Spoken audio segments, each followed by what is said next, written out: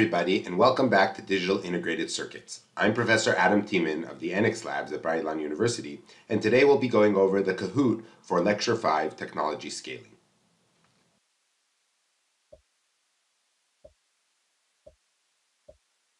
In this Kahoot, we'll have 13 questions. What does the real Moore's law say? The number of devices on a chip will double every generation. The frequency of a chip will double every generation. The cost of a chip will be cut in half every generation. The number of lines of code will double every generation. Well, of course it's this one. So in 1965, Gordon Moore noted that the number of components on a chip doubled every 18 to 24 months. He was the CEO of the young Intel company then, and he wrote a paper in Electronics about how he saw that if he looks forward, we have, this is 2 to the power of, so 2 to the power of 0, we had one device on a chip, and it grew up to, 2 to the power of 3, this is 8 devices, and so forth and so on, until we got, over here to 2 to the power of 6 or so, something like 64 transistors or devices on a chip. And he shows in the paper in Electronics how both economically and technologically, we can continue to double that every 18 to 24 months or so, and he predicted that by 1975 we'll have 2 to the power of 16. That's 64,000 transistors on a chip. And amazingly, not only did Moore's law continue like that, it continued for the next 50 years or so, and you could say that it's still continuing today. So the real Moore's law is that the number of components on a chip, or in our case, transistors, are the components that kind of took over, will double every certain amount of time, every technology generation, because 18 to 24 months has been updated several times, but the point is that there's this exponential growth in the number of devices that we can put on a chip. And that was the original Moore's law. Things like doubling of frequency or lowering the cost and so forth, those are kind of flavors of Moore's law. They're not the real Moore's law, but they really have been adopted as being called Moore's law as well.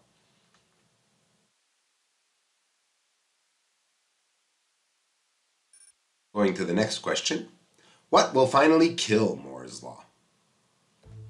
Will it be the power density of a chip that will reach that of the sun's surface? Will it be the feature size that will be smaller than the laser wavelength? Will it be the transistor size will reach the size of an atom? Or only a fool would claim he knows?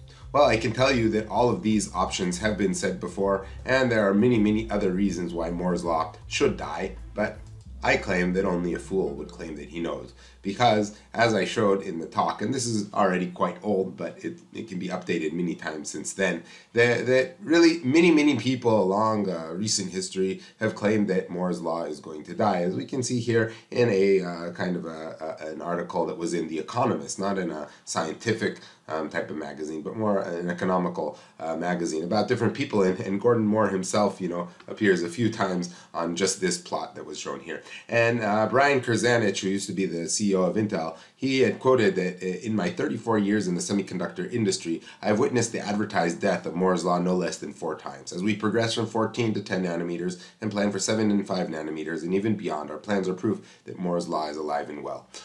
Yes, and there were these kind of, there's a meme that shows it, but that computers in the future may weigh no more than 1.5 tons, and that's not what happened thanks to, Moore's law and all the amazing science that has progressed since then. But where will it stop? No one really knows right now, and if we look at what, TSMC says, they have a roadmap up to 2050 and possibly beyond that. So I think that only a fool really could say that Moore's law is dead, or knows when it will die.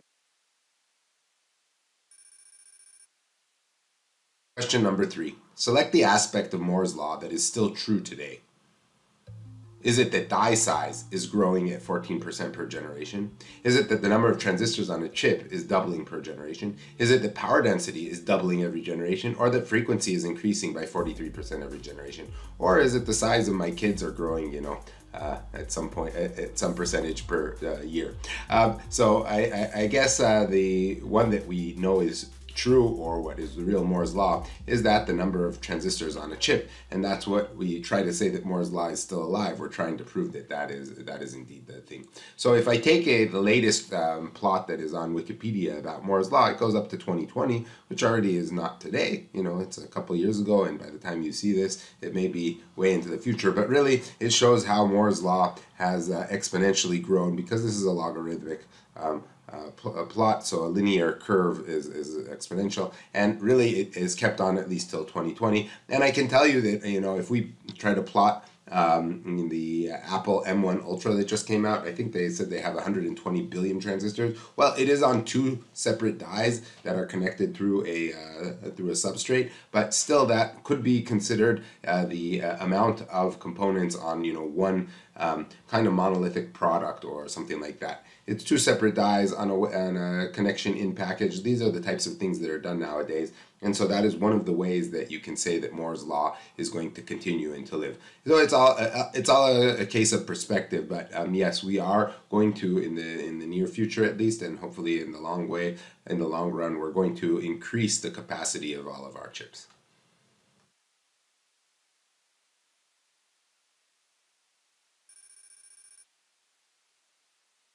Question number 4. What is not true about Dennard's law? So Dennard was about full scaling. Did he say that device area goes down by s squared, that average power goes down by s squared, that power density goes up by s squared, or that intrinsic delay goes down by s squared? Which one of these is not true? Okay, and of course, the one that's not true is that power density goes up by s squared.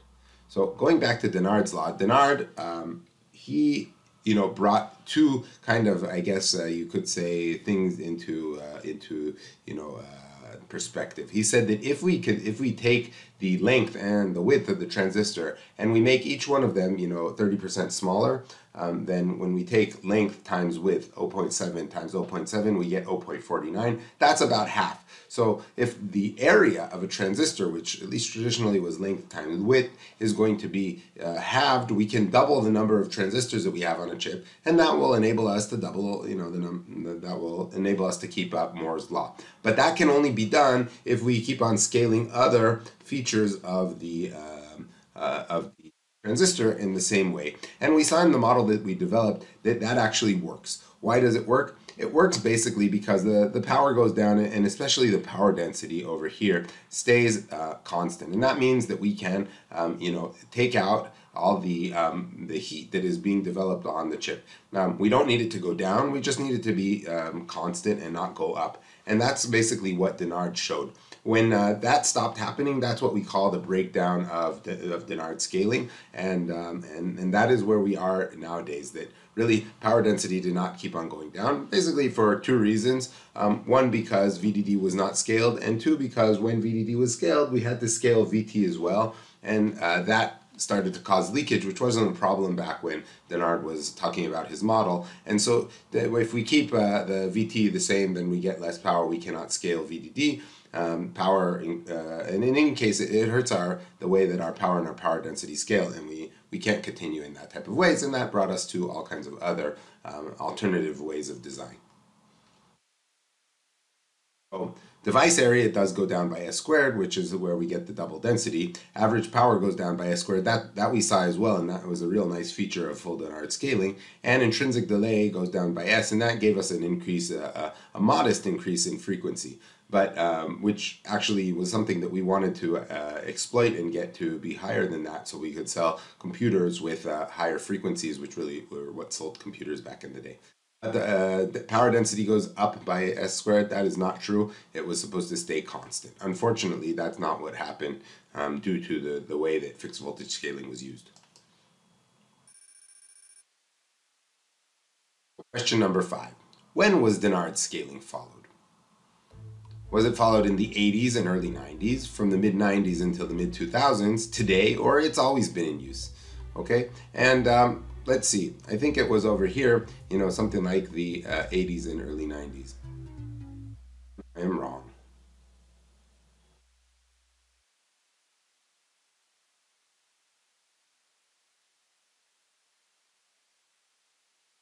So when was Dennard scaling followed? Was it in the the 80s and early 90s, from the mid 90s until the mid 2000s, today, or it's always been in use? And the answer, of course, is from the mid 90s until the mid 2000s. Let's see how that was shown in our slides.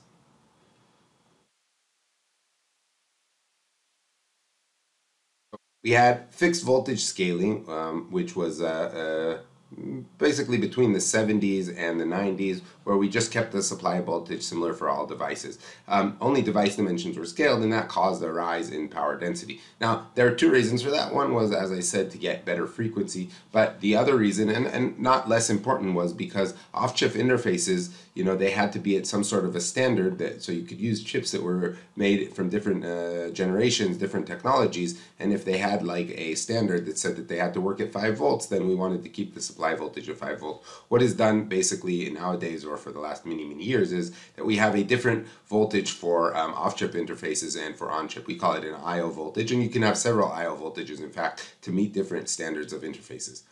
Full Denard scaling, which was to scale both the device dimensions and the voltage by the factor S. That's full scaling. It causes a constant electrical field, and then everything is good. And that was really only followed between the 90s and early 2000s, and the reason that it broke down really was because the power density rose and the leakage rose and so forth. And so we've been really doing general scaling since then. And as a general thing, I say that scale device dimensions by S and voltage by U, but that's not entirely true. In fact, nowadays every process generation we really take care of each parameter separately and independently. So there's many more of these letters that would tell us how we're actually doing general scaling today.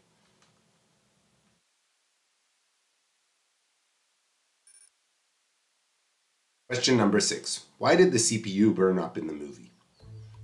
Was it because the oxide was so thin that the fixed voltage burned it out? Was it because the power consumption of single-core processors was too high? Was it because the power density of the CPU was too high? Or because the gamers overclocked the CPU to get better performance? It was, of course, because the power density of the CPU is too high. Again, let's go back to our slides, and we'll see the 2004 expectation of power density in 2004, 2001. So guys like Pat Gelsinger, who's now the CEO of Intel, or Borkar from Intel, they stood up on the main stages in the world at ISSCC and other places and showed a plot similar to this, where it showed not the power of a chip and not the performance of a chip, but rather the power density, the watts per centimeter squared. And we see that this is, again, a logarithmic scale, and while power density was a non-issue, back in the day, it started to really rise as we kind of kept voltages pretty much the same, but increased the frequencies and so forth. And it got to a point where the Pentium 4, the power density was really high. Already at the Pentium 6, we had something like a hot plate, and we needed really nice big fans to cool that down. But it was already going crazy over here. The wattage of one of these processors could get really high, well over like 200 watts, maybe even closer to the 400 watt point. And if they kept on going at the same pace, it just would have exploded and gone, past the heat of a nuclear reactor, past the heat of a rocket nozzle, and you could put up here somewhere the heat of the sun, which we far past that in terms of years. So this was a real huge thing. It was the power density crisis, and it made people rethink how they're designing computers. Instead of keeping on and scaling the frequency, kind of stop scaling the frequency and start making multi-cores and other types of design.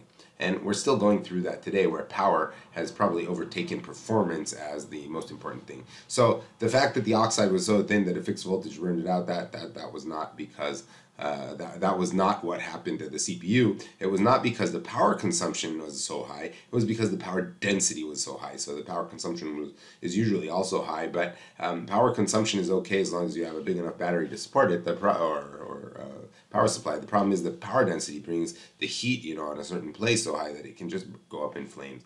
And overclocking was something that was really common to do, still nowadays, but really back in the day, people would always overclock their CPUs and they could go up in flames and so forth, but that is a misuse of your hardware.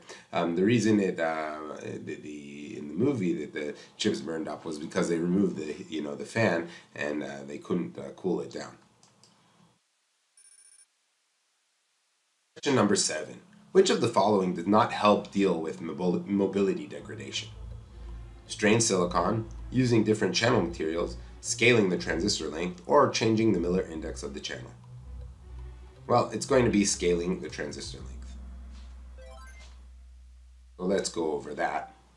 So one of the problems that we discussed in here are all kind of the problems that we discussed for nanoscale devices. And again, I don't go back down beyond really planar devices, and I have another lecture that you can watch that I put out a few weeks ago that really is about FinFETs and the future of devices. But here, this is for what I discussed here is basically about planar devices and a little bit about the move to FinFET and FD-SOI. So one of the problems that we have been trying to solve and deal with for the last several decades has been mobility degradation, and there are reasons for the mobility to be degraded. Number one is velocity saturation. So we know that as the atoms in the channel get more energy, they move around, and then when the electrons go from the source to the drain, they have a higher probability of hitting an atom and not going straight, and that is velocity saturation. And there's a maximum speed basically that the electrons will pass here. The other one that we discussed here is surface scattering, that because of the interface here, when it actually hits the interface, it's going to bounce off it and so forth and be really not nice, especially with this vertical field that is applied by the gate. And in general, we want to have more speed. The more mobility, the better, the higher gain we get. And the ways we deal with that are, strained silicon is a very popular way where we take the lattice and we add to it an interface with a larger or a smaller lattice, and we get different mobility. So really we develop the transistors to try and strain them, and it improves the mobility. It really actually has a huge effect, and it caused it to the point where it worked much better on PMOSs than NMOSs. And in modern technologies, the beta ratio is about 1, where we discussed it before. It was much more closer to 2, and you could say that the mobility was like 3 times as high for electrons than holes. Miller indexes, so the way we cut the lattice, and actually I'm not sure how much that has been utilized, but it does affect how the mobility is. For instance, in a FinFET, we have a different Miller index on the 2 side walls than we do on the top, and this affects the mobility of the carriers through it, and using different materials. So yes, putting different materials in the channel is something that is done in different ways, and we've been trying to work with a lot to get higher mobilities. So those are ways that we've dealt with mobility degradation. Scaling the transistor length is a way to get better speed, but it's not because of mobility degradation. Question number 8. What is a salicide? Is it a material added to metal interconnects to improve yield? Is it dopants that are added to the channel to adjust VT? Is it a low resistance layer formed on silicon gate and diffusions, or a high resistance material to enable formation of resistors? So as you can see here, it says salicide and it points over here. There also is a polyside over here, which is a type of salicide as well. So it's going to be a low resistance layer formed on the silicon gate and the diffusions.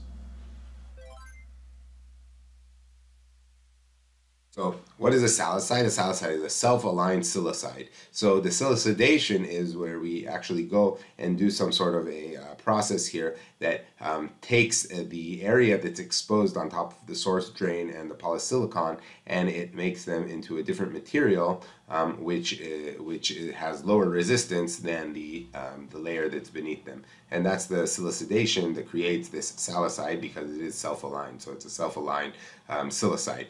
And it is for reducing the resistance. Here's a nice picture of the silicide over here. Okay, so this is something that is commonly done, and it helps us reduce the resistance of the source drain and the gate regions. With a metal gate, it is not done anymore on the gate, but it is still done on the drain and the poly area, on the drain and the source areas.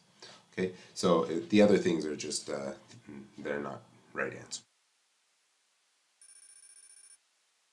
Question number 9. Why do transistors have spacers and lightly doped drains, LDDs? So you can see here that these are the spacers, and this is a lightly doped drain.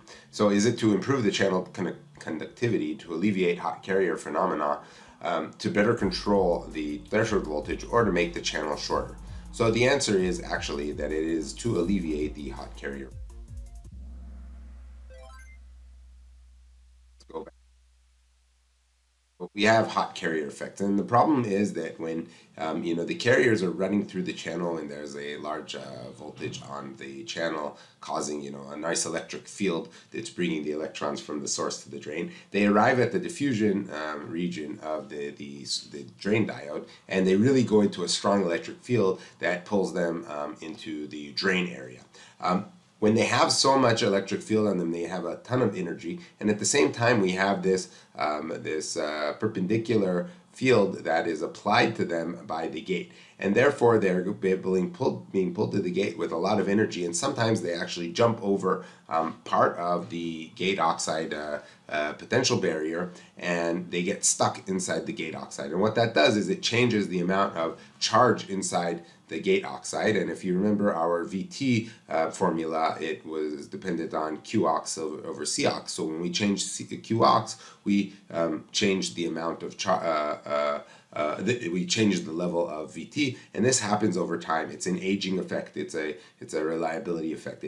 After high usage of the transistor, the VT is going to actually rise. So the transistor is going to become slower. That's called hot electrons. And what we do is we basically build a lightly doped drain area. So we build this lightly doped area.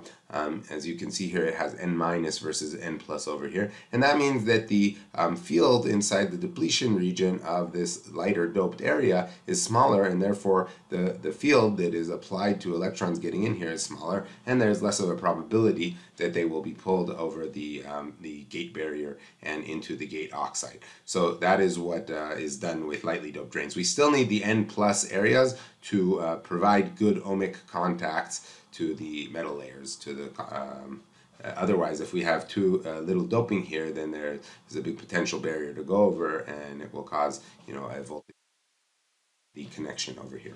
So that is one of the reasons, at least, that we have spacers. That's the main reason we have the lightly doped drain. There are other reasons to have spacers, for example, to keep the contacts far away from the gate when we're making them and not accidentally short from the gate to the diffusion. But really, the original reason, I think, was to alleviate the hot carrier phenomenon. It does not improve the channel conductivity.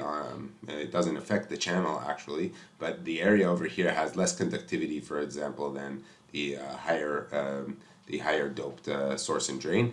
To better control the threshold voltage, it actually can maybe affected the opposite way, and to make the channel shorter. It does make the channel shorter in some cases, especially when these things diffuse, but that is not the reason it's done. It's maybe a secondary effect. Okay, question number 10. What is not a reason to use high K materials? To help increase transistor transconductance, to increase the gate thickness, to improve the regularity of thickness across the die, or to help reduce subthreshold leakage. So which one of these is not a reason to use high K materials? And the answer is going to be this one. Okay. So go back and remember what high K dielectrics are. So basically the problem was that we have our COX, and as you can probably remember, there are two things. We have our transconductance, that we maybe call it K or Kn or something like that. It's going to be mu COX W over L. And that is, and then I is going to be, proportional to K, right? It's K times something that has to do with VGS, right? So we want to have K as high as possible to get as much gain as possible, as much current out of our transistors as possible. And COX is going to be epsilon ox over Tox. And so what we want to do is, to get this as high as possible, right, we want to have the epsilon ox as high as possible and the thickness over here as low as possible. And really, the reason that CMOS or silicon kind of took off, or one of the main reasons, is because it was very easy to make a thin gate oxide. So you have silicon, you just turn it into silicon dioxide. It's very easy, very well controlled. We can uniformly really create a nice thin layer. And so what was done for many generations was to take Tox down, because we didn't want to change the material that was giving us our dielectric coefficient over here. Okay, so that was what was done. We took down the gate oxide, and what happened eventually was it got so thin that we started getting, current that was going through the gate leakage, and it got to a point where it was unreasonable and so forth. And in fact, under 1.5 or 1.2 nanometers, it was just unbearable. You can't go beneath that. But even at the 1.5 or 1.2 nanometers, that's way too thin, and we get too much leakage. So that's when really it became a must to replace the material over here to a high K material. Now, the reason to replace it is not to go and continue scaling TOX. If we go and we move this up, then we can move this, up a bit too and keep COX constant, or even not move it up by the same amount. If we move this up, by 10 and we move this up by 5, we still get an increase in the K, but we get a lot less leakage because we have a much thicker oxide, and then we don't have the gate leakage. Okay, so just when we go back to this, we see that I said to improve the regularity of gate thickness across the die. No, it was really, we have a really good means to control the gate thickness across the die for silicon dioxide. In fact, bringing in new material, this high K stuff, was really hard. It took many years of research and development to get it to happen. To help increase the transistor transconductance, so yes, the higher the K, the higher the epsilon ox, we get better transconductance. To increase the gate thickness, as I said, probably the main reason to do it was to go and remove this tiny gate thickness of 1.5 nanometers and get it much thicker. So that's the main reason we did it, was to increase the gate thickness. To help reduce subthreshold leakage, so the other reason that we also wanted to do this is because, if you can remember, we have our gate and we have our channel, and then we have this guy is COX. And underneath here, though, we have all these parasitic capacitances, which we call C-dep, right? They're mainly the capacitance of the substrate, and N is 1 plus C-dep plus C-ox. What we want to do is we actually want to eliminate all these. We want to take them down to 0. We want to have our complete control be from the gate to the channel. And these guys are all bothering us. They're keeping us from closing and turning off the channel. We want to eliminate them. We want N, that means we want N to be as close to 1 as possible. Okay, and so if we can get N to be higher, that means if COX goes higher, then this entire thing goes down and we get closer to 1, which is maximum. Or COX goes up, that means that even without moving this, it becomes negligible. Okay, so that's the other reason, and that's what we said here, and that helps reduce the subthreshold leakage because we're turning off the transistor better. Question 11. What is not a benefit of silicon on insulator SOI? There's no punch-through current, there's no gate leakage, there's no diode leakage, or there's no latch-up. So which of those is not true about a silicon on insulator device? And it's the gate leakage. In fact, there's nothing basically to do with gate leakage in terms of SOI different than planar technology. So a silicon on insulator is a really interesting device where instead of having just a substrate, a P plus substrate or whatever, we put this box, this buried oxide. All of this is an oxide layer. It's an insulator, and it's right underneath our channel. This is our channel. And right underneath it we have the silicon on insulator, and that means that these diodes, they're already fully depleted. They can't go, we can't have depletion layers under here because this is oxide, it's not semiconductor. And so we have a fully depleted device in an FD-SOI structure, or an ultra thin body silicon on insulator. And so it causes a lot of things. So we don't have punch through, because punch through was usually when these guys, they came in, they met each other, we got punch through current. Okay, we have all kinds of other things. The capacitance, right? The capacitance over here is much smaller because it goes from here to the other side. So we get less junction capacitance. And latch up. Latch up was caused, remember, by all these PNP and NPNs, and we don't have that due to the silicon on insulator. And that's why a lot of space applications which suffer from latch up due to the high levels of soft, electrons and so forth that hit the substrate and charge it. So here really it doesn't happen because of this insulator. So all of those are benefits of using silicon on insulator. There's no punch through current, there's no diode leakage, and there's no latch up, but gate leakage is not affected. The gate leakage is due to, again, the thickness of the gate, and it's basically the same in an SOI device as in a planar device. Question number 12. What is the purpose of halo implants? Are they to limit the short channel effect, to introduce reverse short channel effect, to reduce subthreshold current, or to reduce punch-through current? Why did we put these pocket or halo implants inside? And of course, it's to reduce the punch-through current, which of course with FD-SOI we wouldn't need because we don't have punch-through. So, what are halo implants? Again, we shoot implants at an angle through the gate, and what happens is, these guys, they get stuck in this area. They are a pocket, and let's say this was a p-type substrate, so we put some p plus over here, and what that does is when we have the n plus over here, the np, because the p is strong, it makes the depletion region much smaller than when this was like a p minus. Okay, and so it reduces the depletion regions in these areas, and so the drain and the source cannot connect to each other. So that is what the halo implants are. As a secondary effect, what happens is we actually have more charge inside the channel area, so it's harder to deplete the channel and it's harder to inverse the channel, and therefore VT goes up at really short channel lengths, and that's called the reverse short channel effect. So it wasn't done to introduce the reverse short channel effect. That's a secondary effect that's caused by it. It has nothing to do basically with the short channel effect, which is the drop of VT as we get to lower voltages. And it's not there to reduce the subthreshold current. It's really to reduce or eliminate punch-through current, which is a problem at short channel planar transistors. And the last question for this Kahoot: which technology strategy uses older processes for implementing analog components?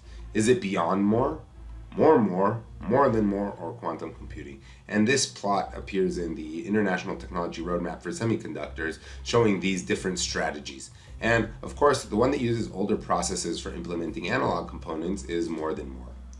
So let's see how we discuss that in the lecture. And we use this pretty old plot, but it's interestingly similar nowadays.